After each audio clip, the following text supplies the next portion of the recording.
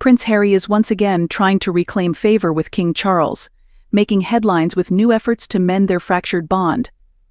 However, there's a saying: you can't repeatedly wound someone's trust and expect to be welcomed back with open arms simply because you mention climate change in a speech. His recent moves, filled with subtle gestures, have left many wondering about his true intentions. For those following this saga, it's impossible to overlook how Harry's choices have led to his current situation.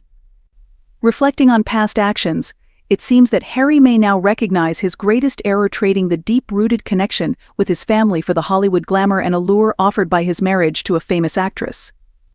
Curiously, during his latest rounds of public outreach, Meghan is nowhere to be seen. She remains, it seems, tightly gripped to her Duchess title, all the while suggesting she never sought any affiliation with the royal family, a stance that has only served to frustrate many.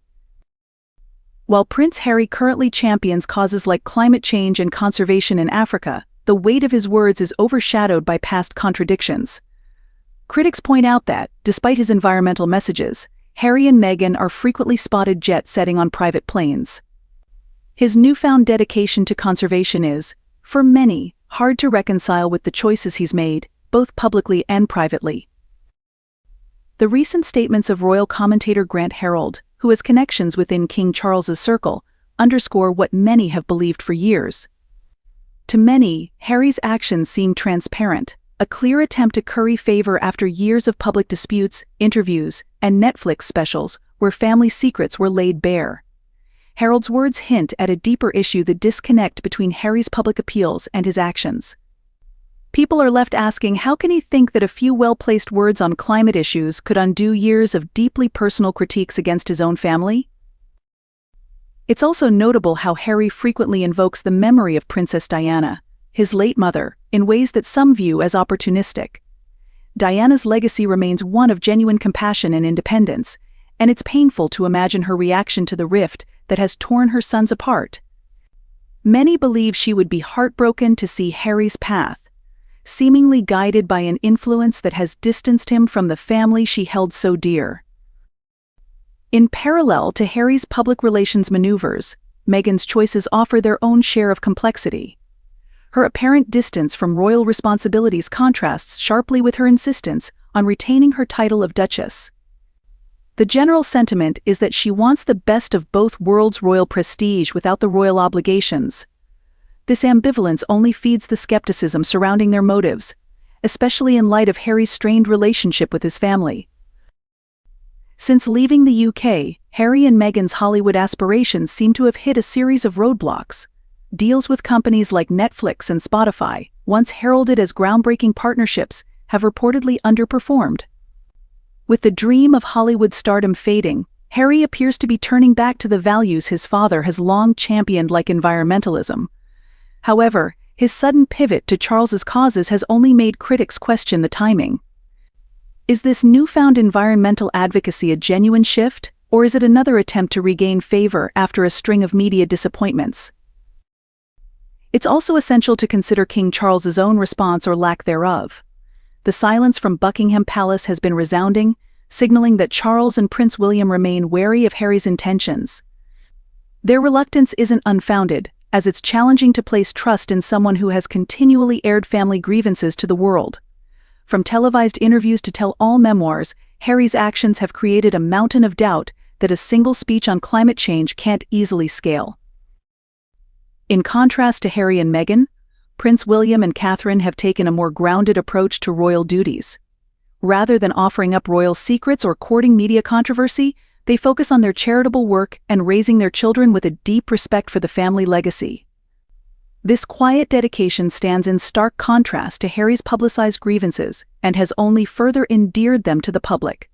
Their actions emphasize a sense of duty that, in the eyes of many, embodies true royal service. It's fair to say that Harry's past actions have cast a long shadow. His attempts to reconcile often seem to coincide with periods when Meghan is noticeably absent. Observers speculate that, in these moments, the real Harry emerges a man who misses his family, regrets the choices that led to his estrangement, and wishes to make amends. But the damage done cannot be undone overnight. Years of betrayal and public airing of grievances have left deep scars, and a few climate-focused speeches will not repair the broken trust. People are also struck by how Harry's attempts at reconciliation seem to emerge during his moments away from Meghan. When he's on his own, there's a glimmer of the old Harry, a man who, perhaps, longs for the simpler days before the fame, before the spotlight, and before the family discord that now defines so much of his life. But the sad truth is that for Harry, time is running out. The royal family has moved forward, continuing its duties with renewed vigor, and the public's perception of him has soured after repeated controversies.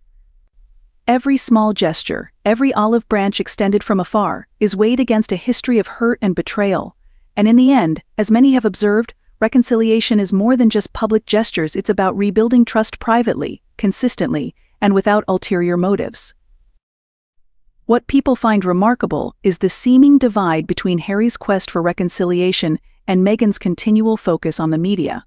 While Harry tries to reconnect with his father, Meghan is reportedly planning their next big media project.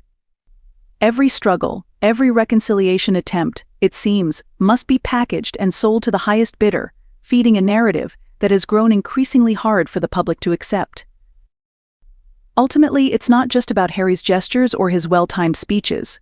His critics believe that if he truly desires reconciliation, it will take more than PR strategies. It will require deep, genuine changes and a willingness to separate his actions from his spouse's ambitions.